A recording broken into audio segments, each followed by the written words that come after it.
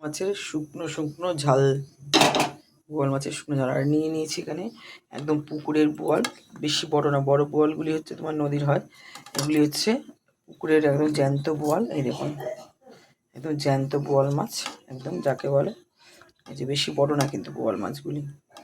এটা করবো আজকে বোয়াল মাছের শুকনো ঝাল, মানে একদম শুকনো মাখা মাখা, শুকনো শুকনো আর ঝাল ঝাল একদম।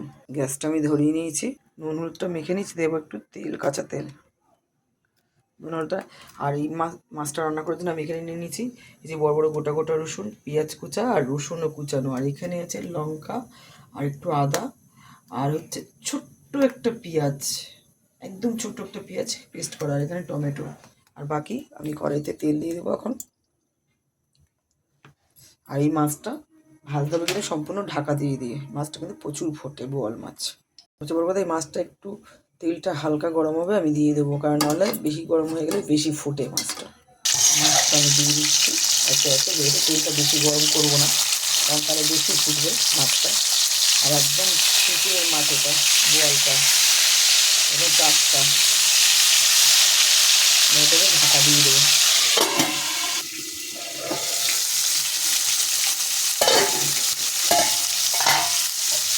মাছটা আমি আস্তে আস্তে উল্টে দেবো।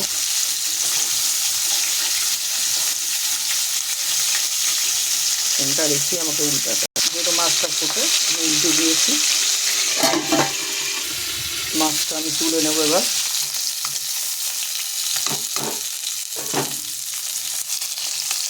মাছটা একদম টাটকা মাছ, যেহেতু পুকুরের মাছ, বেশি বড় বোয়াল মাছ না, কিন্তু মাছটা একদম টাটকা, মাছটা দেখি কেন টাটকা মাছটা। তোলা হয়ে গেছে মাছগুলি, থাটা দিয়ে দেবো, মাথা লাগাগুলি দিয়ে দেবো, দিয়ে দিয়েছি। এবার দিয়ে দেবো মাথা, কারণ এই মাছ প্রচুর ফোটে। সব মাছ ভাজা হয়ে গেছে, এবার আমি কড়াইতে একটু তেল দেবো, দিয়ে দিলাম একটু কালো জিরে, একটু কালো জিরে দিয়ে দিলাম। এবার দেবো পেঁয়াজ কুচি, আর এই যে রসুন কুচি, এই যে গোটা রসুন আমি ঢেলে দিলাম।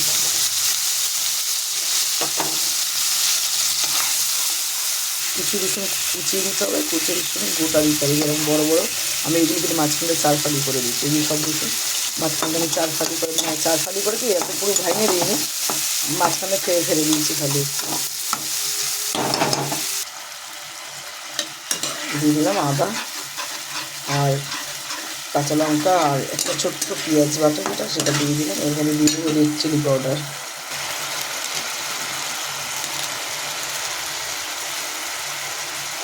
দিয়ে দিব নুন পরিমাণ মতো,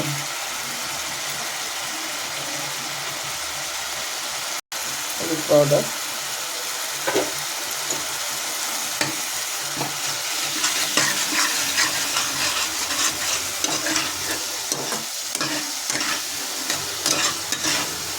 আর এই তরকারিটা কিন্তু একটু রসুন ফ্লেভার আসবে, খুব ভালো লাগবে।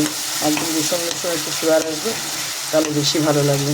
একদম গোটা রসুন, যদি আপনারা চান ছোটো যে পেঁয়াজগুলি আছে গোটা গোটা, যে একদম ছোটো গোটা পেঁয়াজগুলি, ওগুলিও আপনারা দিতে পারেন গোটা গোটা, তাহলে তো আরও ভালো লাগবে। একদম ছোটো ছোটো যে পেঁয়াজগুলি,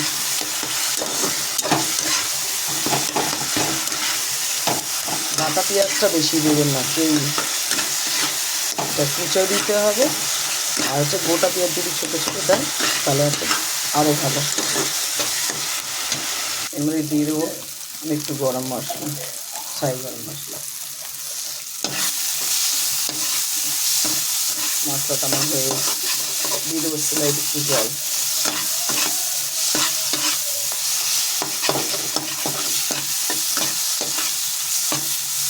কালারটা কত সুন্দর এসছে না। এবার জল দেবো সেলাই একটু জল,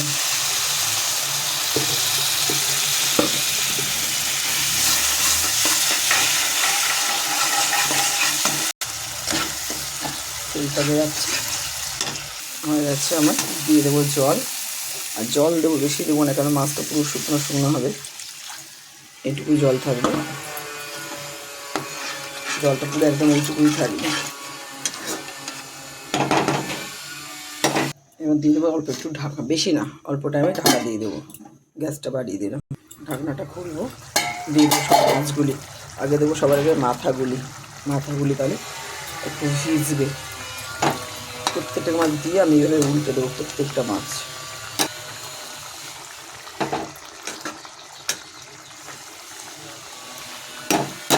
প্রত্যেকটা মাছ এইভাবে হয়ে গেছে।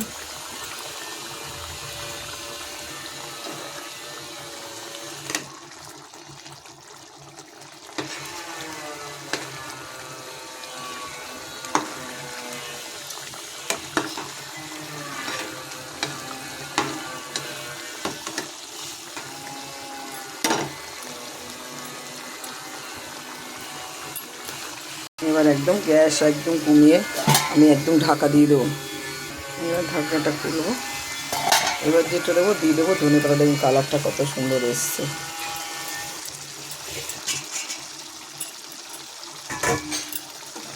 দেখুন কালারটা কত সুন্দর এসছে। আর আমি আগেই বলেছি এটা একদম মাখা মাখা শুকনো শুকনো হবে মাছটা। দেখুন ঝোল কিন্তু নেই ধরতে গেলে এটার মধ্যে। এবার এটা আমি একটু রেখে নামিয়ে নেবো মাছটা। হয়ে গেছে আমার ছোট্ট মানে পুকুরের বোয়াল মাছ, ছোট ছোট। এটা একটা ঝাল, একদম শুকনো শুকনো ঝাল ঝাল হয়ে গেছে। আমি গ্যাসটা অফ করে দেবো, গ্যাসটা অফ করে দিলাম। এবার আমি নামাবো মাছটা। হয়ে গেছে আমার বোয়াল মাছ। দেখুন শুকনো বোয়াল, মানে শুকনো ঝাল ঝাল বোয়াল রান্না করেছি, মানে একদম ঝোল না, একদম শুকনো শুকনো আর একদম ঝাল। এটা হচ্ছে মানে একদম যেহেতু যেগুলি মানে পুকুরের ছোট বোয়ালগুলি হয় জ্যান্ত, সেগুলো এইভাবে রান্না করলে একটা খুব টেস্ট হয়।